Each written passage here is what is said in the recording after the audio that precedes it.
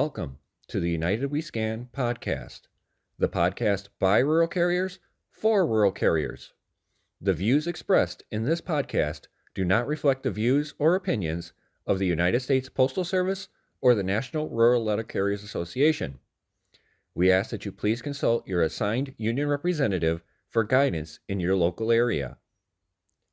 Make sure you like this podcast, share with your fellow rural carriers, and subscribe to be notified each time a new episode is uploaded. Please rate this podcast 5 stars where applicable and leave a comment or question for us below. Thank you. Now, here are the hosts of the United We Scan podcast. Welcome back, everybody. We've got another midweek bonus episode just for you. And it looks like we got myself, James, and Bill with us tonight. And of course, this is in response to the other lovely MOU video that was put out yesterday. So we'll go ahead and we'll let Bill start this off. Oh my God. Where do you start with this? Let me start with the fact that this is unprecedented, that our president would come out and explaining why an MOU, which has been facilitated over the past 4+ years, agreed upon, extended, now has to come on and explain why we're doing this. Now, the gist of doing it is because he's received hundreds and thousands of calls from carriers who want to continue this because they're not making enough money to pay their bills. They want extra money for this, that, or the other thing. So I would say to Mr. President Don Matson, get rid of table 2 and 4. Get us wages that allow us to have a living and pay our bills. And don't worry about extending the MOU because of the fact that all you're doing is you're handing management another excuse to not hire. In addressing this, he says that he has no appetite to continue the MOUs unless we get something back from the United States Postal Service. Well, what are you going to gain by extending these, okay? What are you not going to gain by not extending them? My concern is the fact that by extending them, you're giving them more excuses not to hire. And that's the first problem that we have, okay? When you go to a job interview, the first thing you're concerned about is what the salary is. The second thing is the benefits.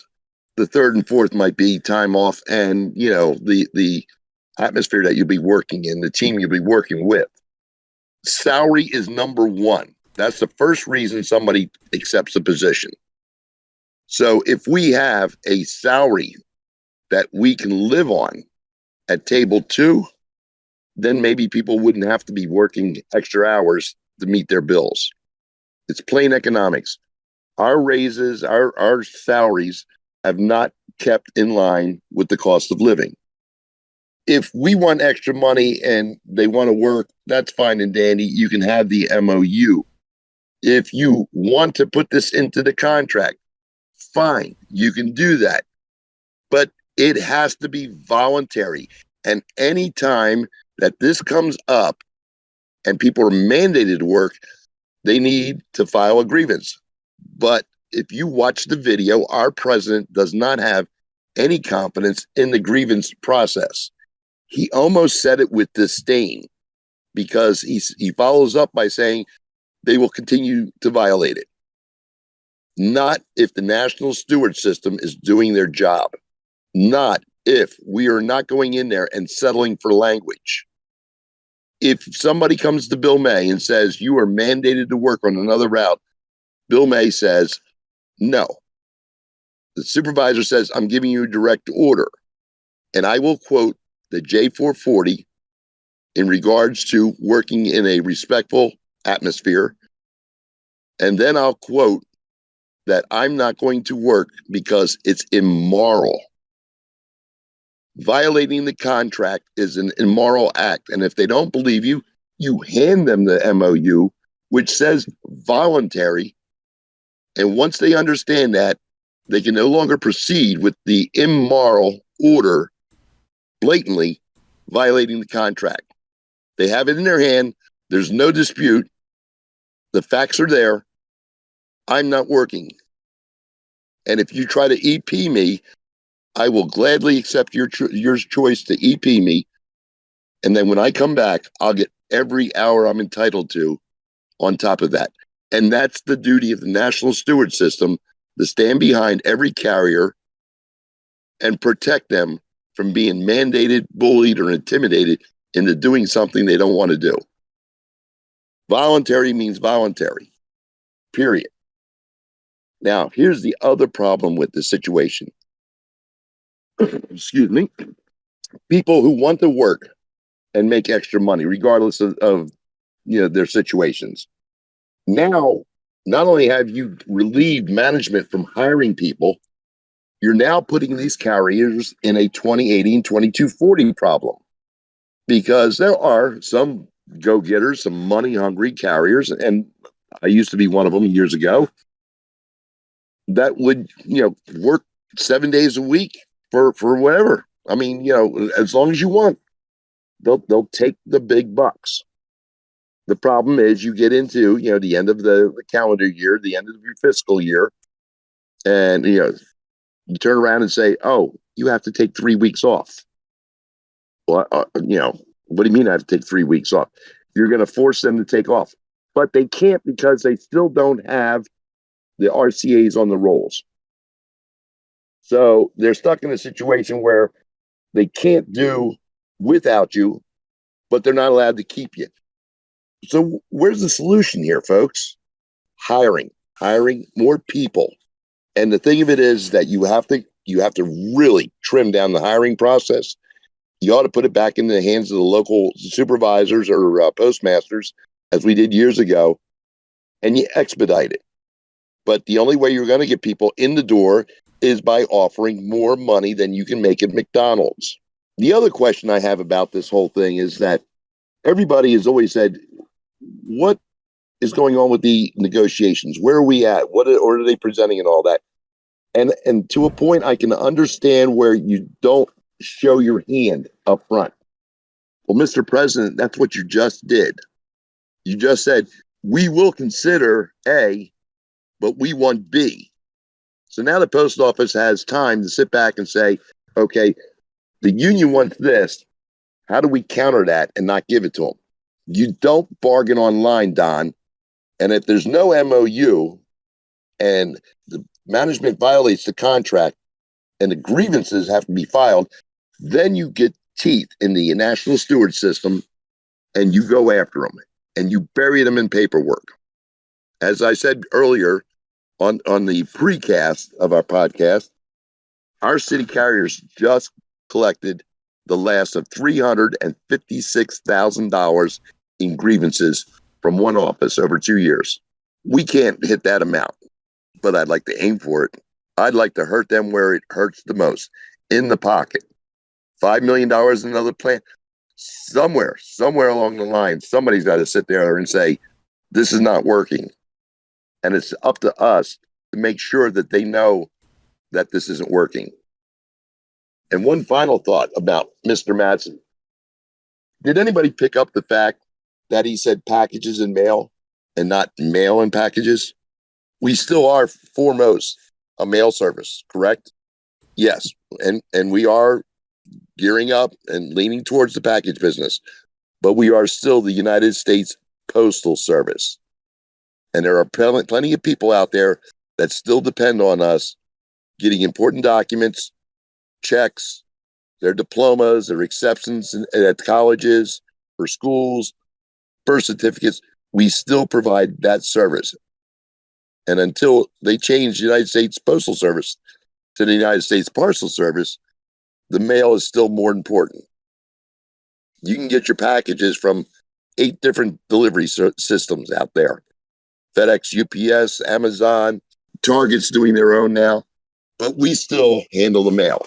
And that's our responsibility, to deliver that mail and protect the integrity of that mail to the final destination. I don't understand where he's going with this, but I don't like the inference that we're going to have to give up something such as mandatory work on other routes because of the fact that he's showing his hand this early. I'm open for rebuttal. Go ahead, James. It's kind of hard to rebut facts. Oh, I agree. I 100% agree with you on that one. We have no rebuttals on this for the most part. Yeah, this is. And I want to say one thing. It was torturous watching this man 3 times. It was torturous. I just, I had to actually move the picture up and just listen to the sound so that I didn't have to look at him. But guess what? It was worth it for me to do that. And again, it was all monotone. There was no passion in there. There was no inspiration. No inspiration. No, we're here for the carriers. It was, I received a lot of phone calls of people that still wanted overtime. Well, I'm happy you did, but what about the rest of us that don't want to eventually be possibly mandated, even though it's a voluntary thing? Because we all know how if this gets in the contract, management's going to be, well, it's in the contract that you can work other routes, so you're going to do it. We all know how management is. Right now, with the way our steward system apparently is, according to the disdain that was shown in the video by Maston, you're looking at the possibility that beatings will continue until morale improves. And our steward system is the backbone of protecting our craft. You heard from Bill. Almost $6 million in just 2 locations in grievances on the city side. And they're continuing to beat the city carriers. They're continuing to beat them until their morale improves. Our steward system is going to be the backbone of this, and it's going to take a complete change in the mentality of our steward system. Because I was talking with a few carriers who have been mandated under this MOU, who have grieved this under this MOU, and their steward system has settled it for management will comply with the MOU. Management must adhere to the MOU. I haven't heard anything saying cease and desist. And anytime you're settling a grievance where management is violating the contract, you need that cease and desist. Because when you go up and you continue filing these grievances and you eventually get them to arbitration, the arbitrator is not going to recognize must comply, will adhere to, because the arbitrator is going to look at that and go, well, management signed this contract that they would adhere to this. Why are you telling them they must adhere to something they already agreed to adhere to? Now is the time to get management to stop doing this. The Postal Service is paying out almost $3 billion in grievance settlements by my calculations. If management actually followed the agreements they made with the crafts, the post office would be in the green. The post office would actually be profitable. But they're spending so much money just paying out grievances alone. And our steward system is sitting back going, well, we don't need that money. We don't need our carriers getting that money by settling for language. We need teeth in the steward system, and it starts with the local stewards not allowing management to settle for just language. It goes to our step 2s, our district reps and their designees not settling for language. Then it goes to our step 3s, our regionals, and those should not be settling for language. The only person that should be settling for language in a national steward system is national. And the only time national should be settling for language is if language does not already exist. And then you work with your counterpart to create that language, or you go to arbitration and have an arbitrator create the language for you. That's it. And as long as we continue to bow our heads and not look management in the eye and act like we are lesser than them, things will not change. Well, let me add something in there I spent an hour plus on a phone call today with a former area steward who was decertified. Well, this individual was actually sent a letter asking why they hadn't appealed their decertification. And I said, first of all, we weren't giving a choice. We were just told. And they brought up the point that, well, how do you decertify an elected individual? But this just indicates the problem, because this is across the country from me, and it's countrywide. I would love to find one of these offices where everything works perfectly. But like I said before, you find me one, I'll show you 1,000 that doesn't. And that's a problem, that you have somebody also being decertified for actions that they thought were proper by going through the channels. And it ended up being, well, you bypassed the chain of command. If the person would have picked up the phone and talked to the steward, there wouldn't have been a problem. But since you didn't get back to them in a timely fashion, they went over your head. And that's what you do. We are not in the military. You do not have to go up the chain of command and stop at every step and wait for them to get back to you. If you don't get a proper response in a timely fashion, go to the next person. That's why they're there. I was not impressed with the video at all either. To me, it's basically he's already selling us out. Do I have a problem with the MOU? Do I have a problem with the language possibly going into the contract? No, I really don't have a problem with it per se. But like I said earlier, we all know how management is. That voluntary turns into voluntold to them.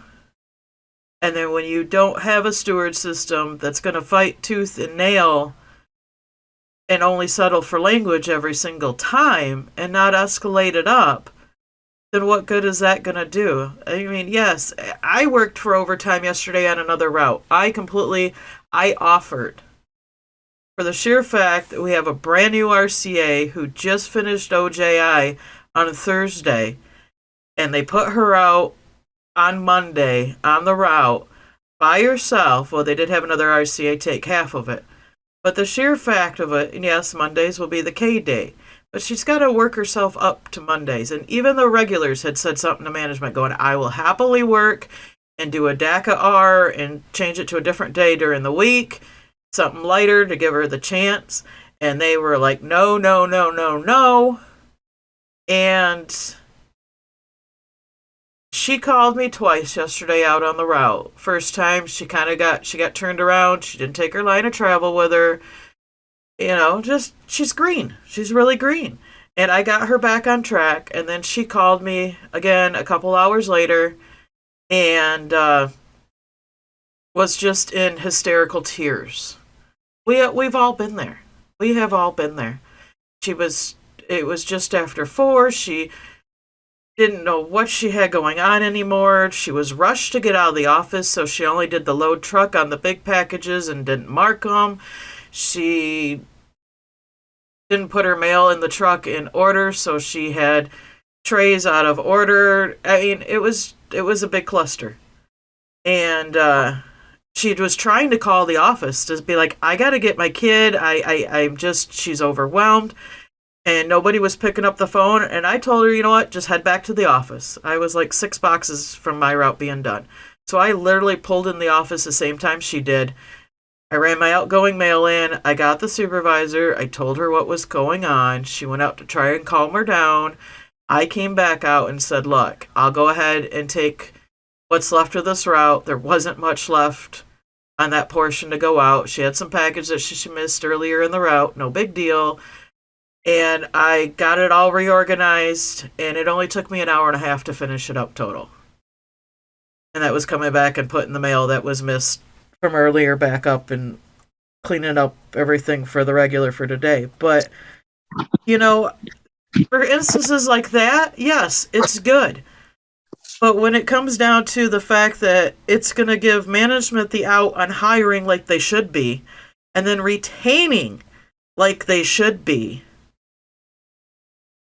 and then just forcing or trying to force the regulars to work the other routes, or even Amazon Sundays because they can't keep anybody because they can't treat them like a human freaking being. That's when I have the issue with it. That is my issue. I don't care if doing that gets us, to me, it's not about the money. You know, me going out there for an hour and a half of overtime was not about that hour and a half of overtime. That was about getting this RCA calmed down, saying, look, I'll go ahead and finish it for you. Take a deep breath, go home, get some rest, get it out of your head. The next time you come in, it's a brand new day.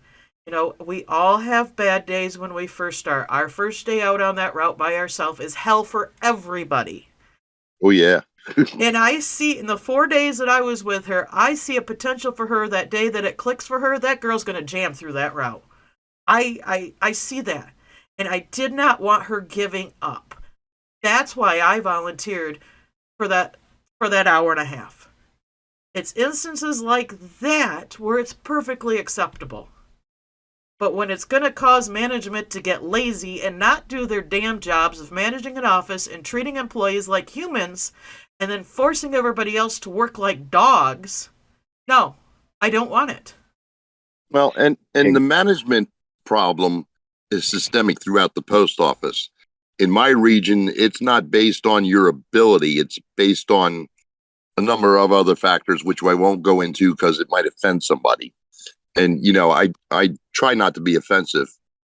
We had a service talk today and it started off with safety, seat belts, going through intersections, taking your foot off the gas and holding it over the pedal, okay. And then we got to the gist of a point which happened Monday evening. Our office is mandated to take every piece every day. Now, I went in on Monday and I had 22 feet of flats. More than I've seen through the entire mini mail survey. I plodded along. I got it all done. And by the time I was done, I had 17 trays of mail. Got it done, came back, and here's carriers throwing mail that they didn't take out that day. I was calm and nice about it, but this one carrier come over and said, Bill, do you see this? Bill, do you see it? I said, I'm not the steward. Talk to the supervisor. And the supervisor, as I was leaving that last night, they thanked me for not, stirring it up. I said, A, I don't like that carrier ratting them out in the first place. As B, I said, you're sitting here and watching it. So that's on you. So we had to talk about everything had to go. And that if we wanted to leave something because, we had obligations or it was just too much and it's overwhelming, we had to get permission. And I said, well, who do we go to permission? She goes, well, you come to me. I said, oh, so you can give us permission. She goes, no, I have to go to the postmaster. I said, so the postmaster can give us permission. No, she has to call the district manager to get authorization. I said, is this preschool? And she goes, excuse me? I said, you don't have the authority to say yay or nay. The postmaster doesn't have the authority. I said, but we're just going to keep passing it up until somebody says no. I said, well, what's the point of having a supervisor here or a postmaster? If they can't make a decision in running their office, why have them there in the first place? It always goes back to, we can deliver the mail without management. Management can't do it without us. And they don't seem to grasp that concept. No, they don't. And I have a carrier in my office who has only been a regular for a year and a half now. When he took that route over, I was his primary for that route, because that was my primary route. In the year and 2 months that he was regular, while I was still in RCA, I can count on one hand how many of his relief days he got. Regulars volunteering to work don't get me a Saturday off, but if we had RCAs, I could. I do agree with that, absolutely. I have gotten to the point when, he's fed up, he's tired, he's exhausted. Because they had me running everything else but his route. Their excuse, well, he's on the relief day work list. They figure you're on the relief day work list. You give up every relief day. Don't get me started on that one. But I literally said if there was a way that my sub could run my route for a few days and I could run yours to give you time off, I said I absolutely would do it. Mm-hmm. For that reason. Carriers are getting burned out. I'm lucky enough now. I have an RCA. I'm thrilled. I've taken some time off, but then I'm looking at my coworker, who is probably one of my best friends I have, just getting burned out week after week after week after week after week after week. And this has gone on for a year and a half, and the only time he can get a day off is as if he calls in sick or takes an annual leave. This is getting ridiculous, And this MOU is it was supposed to be a Band-Aid through COVID, and it is still there. And, I get it. There are carriers that want to work. There are carriers that just want to work all the time. I used to be one of those until it took away from my family. It's taken, in the last 5 years, it's been once every 3 months that I've seen my youngest daughter because I've been working so much. I don't want to be, I don't want to be that way. I don't want to be forced into that again. But at the same time, if I have that extra time, I don't mind volunteering to help another fellow carrier out so they can have some time. So they're not getting burned out. So they can get the stuff they need to get done. So they can spend time with their kids and their grandkids and get their health back under control and everything else. That, because that's the type of, well, that's why y'all call me mama. I'm Mama Bear. I take care of everybody. But the fact that it's going to turn into this thing of you're selling us out to the post office, regardless if you want to use the word voluntary, management sees it go in the contract, and they're going to be like, well, it's in your contract, you're going to do it. Now, you're talking about the workday relief list, which I haven't been on for years because they would abuse it and wouldn't follow it correctly as far as rotation. I'm not on the workday relief list for years because of the fact that, hey, I don't need the money, okay? And, I like having my family time, just like anybody else, except for the money grubbers. And I can't, fault the money grubbers because when I first started, that's what I did. I grabbed every hour I could get. But here comes Saturday, and my primary, sub has a funeral to attend. So I went to the supervisor and said, I'm not on the overtime list. So after you go through the overtime list, if you need me, I will come in on Saturday. Oh, thanks, Bill. Thanks a lot. And I said, but you have to make sure you follow the workday relief list and whether or not there are subs that are available that are, can do the route. I said, because you don't want to hear about it when I come in Monday morning. My route is all effed up. I said, because there will be no end to that. And I appreciate that. Okay. I'll step in and help where I can as long as it follows the contract. Exactly. But that's why we have a contract, so that you follow it. This is why $5 million is paid out at a plant in Kentucky. $356,000 is paid off in Westchester. Look at the money you could have put towards our salaries versus paying out, all these grievances because you failed to hire, you failed to train, you failed to retain, you failed to respect people. We had a carrier out. Monday was a day from hell, all the way around in Westchester. We had a carrier out till 10:30 Monday night. It still brought mail back, and it was a rural carrier. Thrown on a route, swamped, didn't get out of the office till 4 o'clock. Now, why at 12 o'clock, at 1 o'clock, or 2 o'clock did you not make the decision to offer assistance to this gentleman? Where were you? Where was your mind? Where was your thought process that this guy was going to get back at a decent hour? The worst part, the only supervisor on duty didn't know how to find him because they didn't have his phone number and they didn't know how to track the scanner. And I thought management just sat and watched the scanner tracking all day long. No, yeah. We have a newbie doing the closing now, and she hasn't progressed that far in her training. Gotcha. Don't forget that just this last year, they paid out $67 million to the APWU for grievance settlements. Yeah. And you want to talk about calculations. I did a little bit of quick math after being corrected on a misnomer that I had stated in a math on a chat. In order for the Postal Service to cover the $6.5 billion loss they had last year, that would be $200,000 per office. We have offices that are settling for more than $200,000. If every office was only settling for just over $200,000 in grievances, that would cover the entire loss that the Postal Service made last year, supposedly.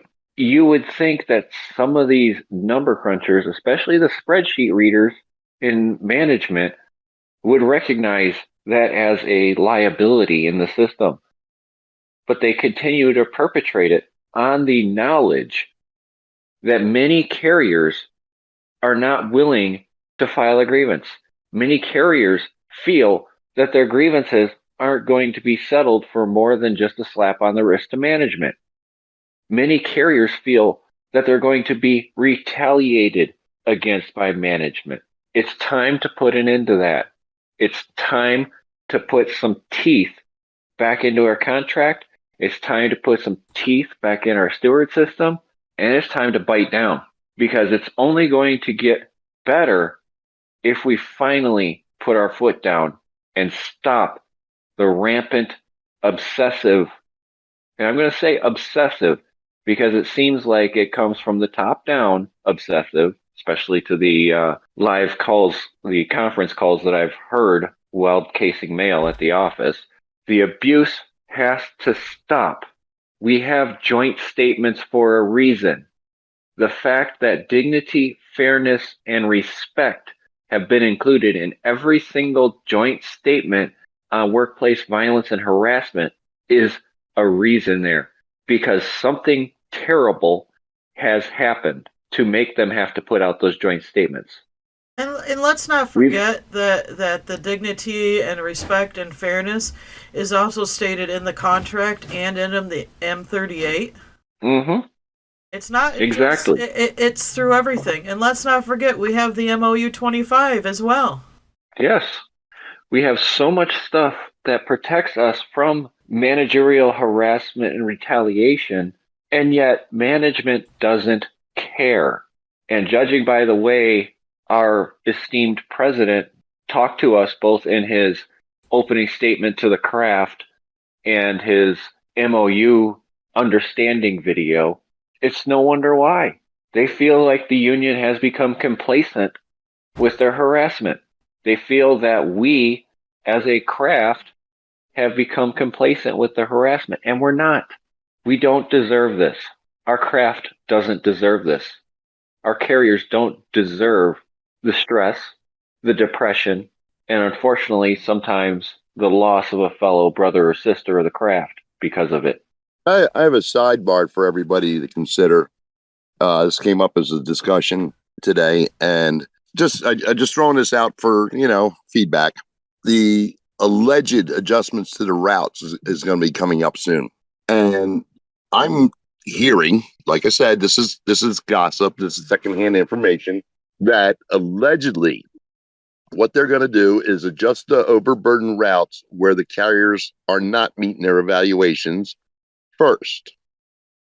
And then they will allegedly adjust the overburden routes where the carriers are under their evaluation. I don't know the percentages of who's over on these overburden routes and who's under, okay? I can take a sampling from my office and say most are under their evaluation. I have one carrier that does his K route in, on average, 6 hours. But he's abnormal because he has a photographic memory and can remember every parcel, spur, and everything else, on his route.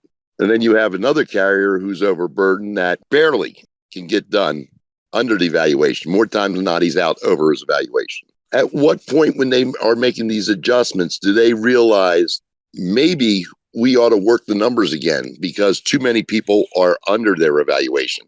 What happens when the engineers get involved again and say, you're right. Maybe we gave them too much time on the parcels. Maybe we gave them too much time on the letters. I can't imagine that because we're in the 80s already. But what if they sit back and say, everybody, even the ones who have evaluations under a 48K, are still working under their evaluation? And this is where working off the clock hurts us, folks. This is where taking shortcuts hurts us. This is where the carrier in my office clocks back at 4:41, return to DU, and clocks out at 4:42. But when you come in the morning, their case is stuffed with mail. you're hurting yourselves. You're hurting the craft. But like I said, I'm just putting this out, for people to chew on, because it's an interesting proposition that if we continue to be efficient, they're going to continue trying to cut our numbers. And cutting our numbers does what? Cuts our pay. And cutting your pay hurts the craft. Oh, but don't worry, we have the MOU. So if you want to make extra money, you can help on other routes. And then we come back into the 2240 issues. There we go. Raise the pay scales, expedite the hiring process, train and retain the people you bring on. Stop wasting money training people that you're going to kick out the door in 90 days. And most of us, you being an OGI, would be able to pick out the people who are going to make it or not make it. Like you said, this girl was overwhelmed, but you think that, in a month she'll be slamming it. And you probably have a good track record of finding those individuals. The same way I can find out within one day that this person's not going to make it, and I'm 13 for 13 on training them people. We can almost pick them as they walk in the door for their shadow day. Yeah, almost. But the one guy, he was a happy drunk. But and then you can tell. I was teetering on this one at first, but once she got into her groove, when I was with her, I definitely saw the potential on the positive side with her, and I know she gets overwhelmed easily. I already knew that coming in, and this is where like I said, with this MOU. Yeah, it was nice that it was there to say, hey, I'll go ahead and finish this route so she can calm down. She can go get her kiddo. We know it's a new day the next time. Just reminding her, we all have days. We all do this. We have all cried at one point or another with this job. It's just how it is until you get it. It's very overwhelming. So yeah, this is where I see this MOU, and if it eventually became contract language, being okay. Helping out where help is needed and offering to help.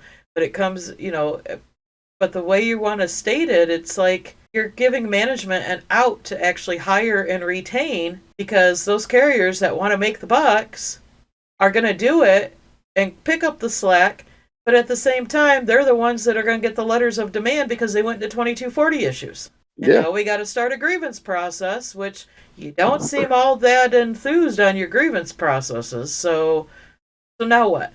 We're back to where we were. Yeah, you created the monster, and then you want us to slay the monster. Well, folks, don't create it. Then there won't be a monster. And going back to the video, I'm just sitting there, and is this supposed to be inspirational? Is this supposed to induce a sense of confidence in our president? Because I walked away with it saying he's going to sell us down the river. That's my God's honest opinion. And whoever's on the national board can tell him, when you're listening to this, that I believe Don's going to sell us down the river. There is not one member on that board who has any intention whatsoever to ever going back to their routes. And that's what we need to do, ladies and gentlemen. We need to send them back to their routes. Not for a week, not for a month, but for the rest of their livelihood as a rural carrier. And I'll guarantee you, none of them is going to make it past a month if they ever even attempt to go back. And the other half don't have to go back because they've made enough money off of our backs. They don't have to. The interesting thing about this, his statement about grievances, the way he said it, the way his body language was, his body language literally changed when he was talking about language. And I know it was hard for people to watch him, but you could see his body actually cringe as he talked about grievances. And if you watch the behavioral arts on YouTube, he talks about tells of people, how they feel about things and how their reactions speak more volumes than the words they say. His cringe there says he either doesn't believe in the grievance process or he doesn't believe in the national steward system. And if that's the case, if he doesn't believe in the national steward system, that is a slight to 2/3 of the national board and every single steward in the system.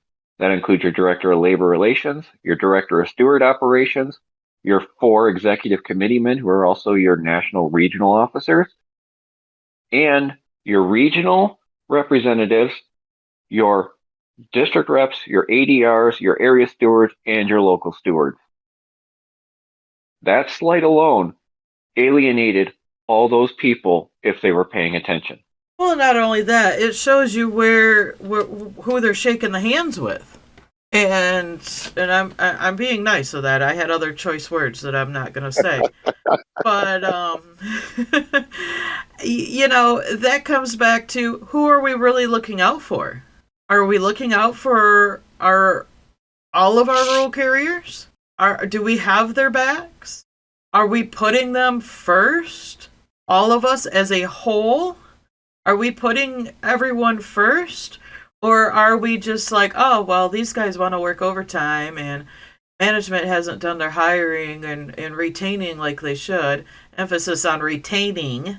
That, we'll go ahead and give to this because, the post office likes it, because then they're not having to try and spend all this extra money on hiring and training subs that aren't working out. And so let's go ahead and do this for those people that want it.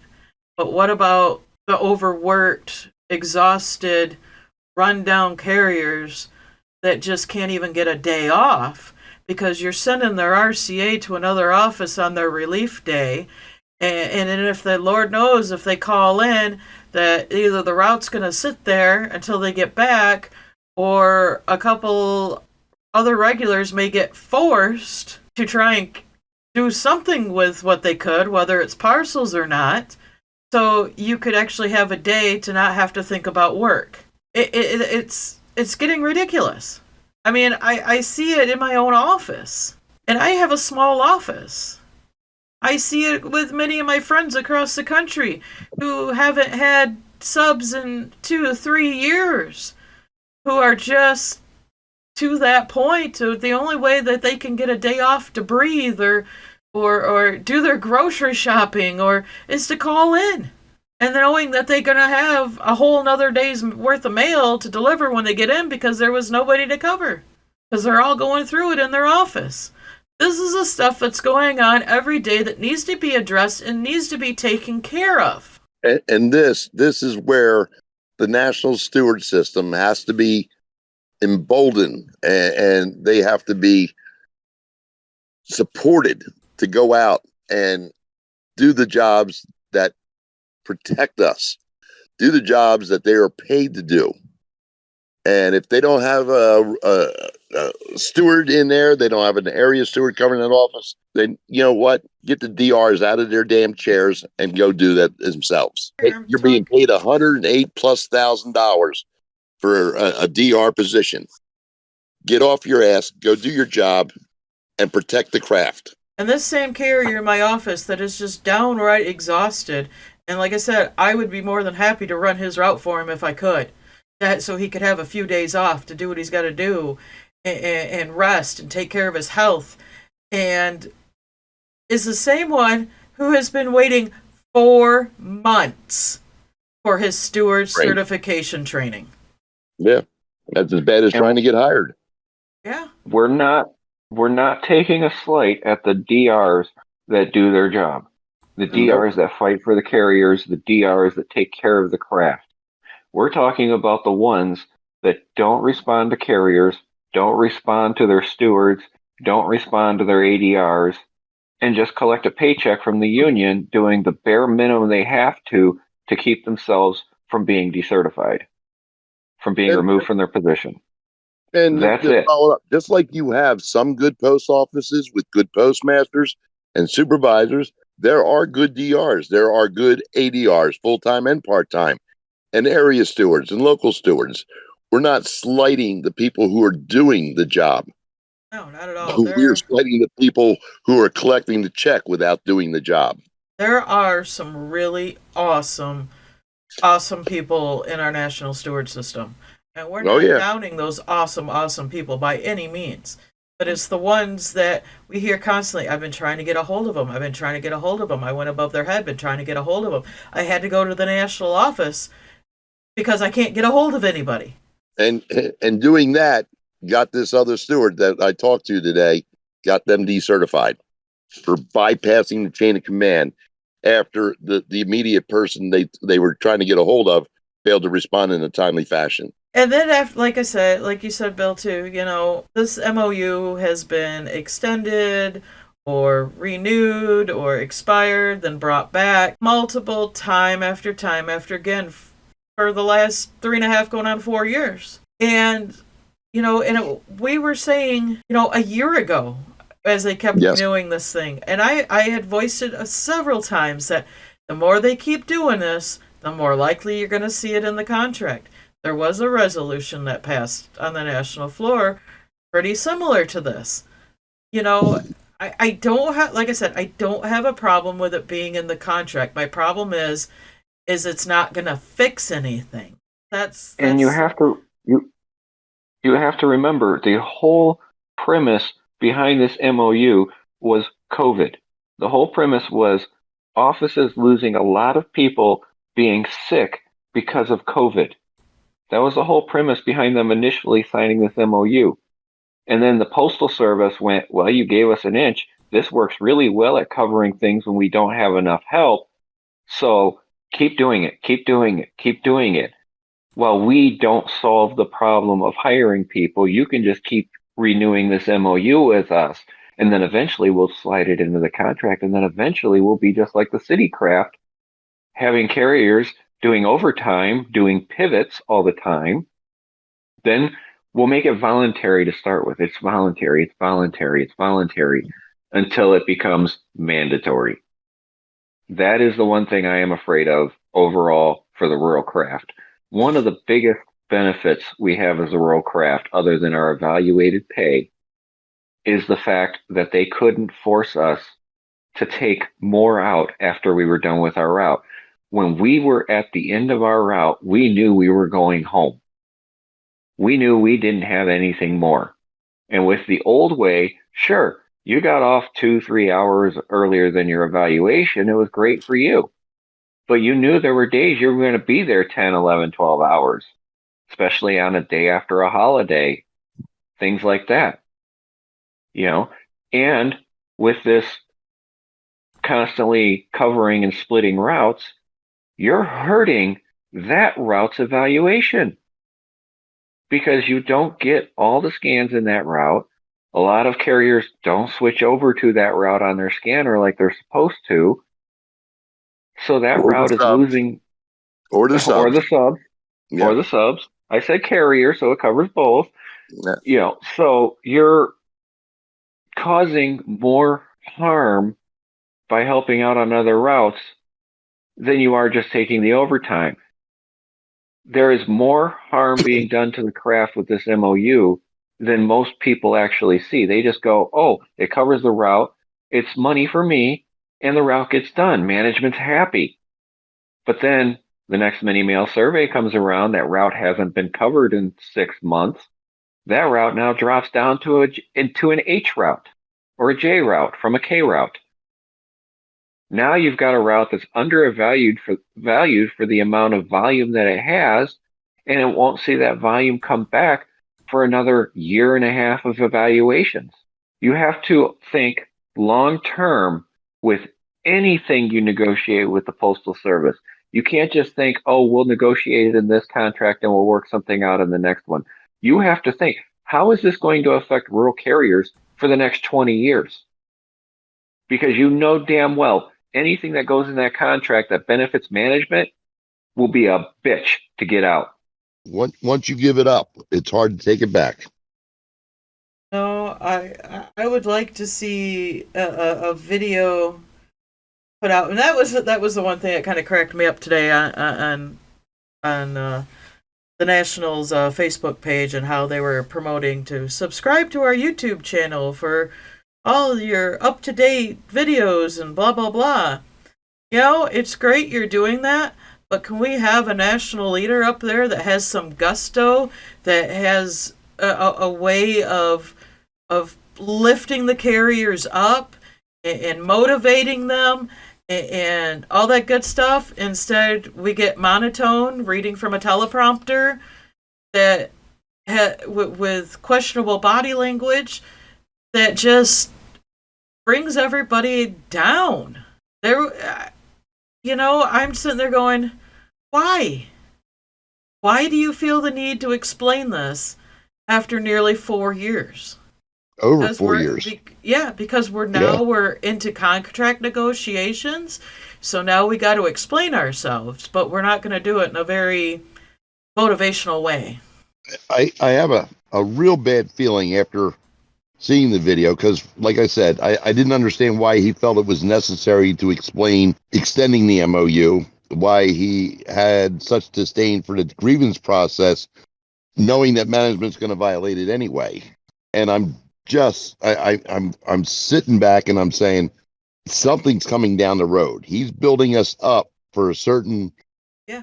I don't know. I don't know, but there's something down the road that makes me just feel uneasy about where he was leading us with this. He was almost like preempting something that they're going to put in the contract that we're going to sit there and say no, and it'll go to arbitration, and then we'll end up eating it anyway. Well, the good news is it takes at least 100 days to pick an arbitrator and then get in front of that arbitrator. So we do have a grace period there. And I can tell you that negotiations are probably going to last until at least the end of June, if not July. And they'll try and push out a contract for us to vote on just before National Convention, just before that MOU expires. It'll probably be the day the MOU expires that they'll put it out. 4 days before National Convention starts. Yes, because after National Convention, they don't have control over how the delegates vote for who gets to be in office. And if they lose those positions, then all that contract negotiating would be for naught for them. They would rather have something completely ready to go to in front of the craft, so that way, hopefully, the craft will ignore it and not vote on it, so that only the bare minimum number of people vote on it to get it passed. Because they'll want to stand up there in front of everybody when they're touting for re-election that they got another contract passed. Because if they try to shove this down our throats before the convention, and I don't see how they possibly can, because historically they go months into a year, as far as negotiations, and then he handed off to an arbitrator. But if they tried to do that and actually made the attempt to have a vote on a contract, you're going to see a bill that you've never seen before in your life. Does that mean I have a hold of hell out of you? Does that mean I have a hold of one arm and your wife has a hold of the other? Oh, that means I better be shackled. Hey, don't break that podium. I'll show you how dangerous that can be. Yeah. Don't break that podium.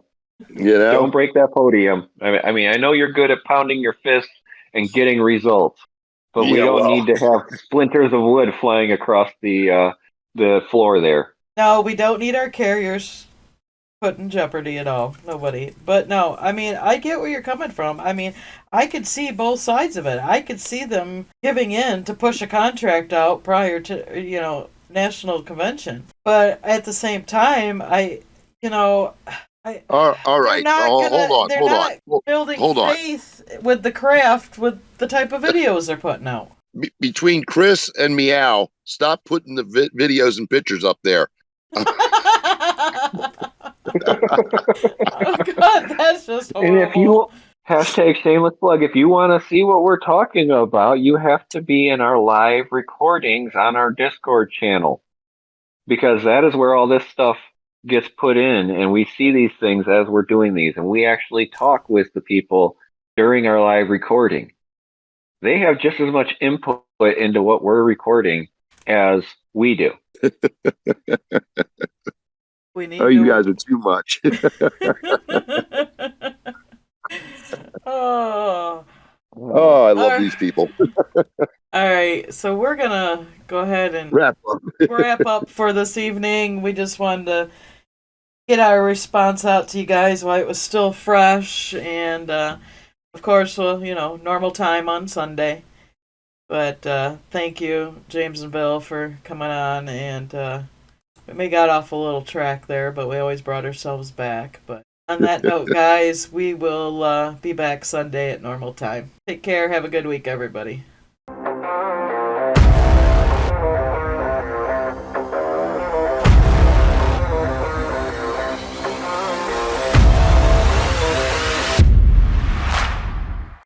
She better recruit another 5 or 6 mama bears to hold me back on this,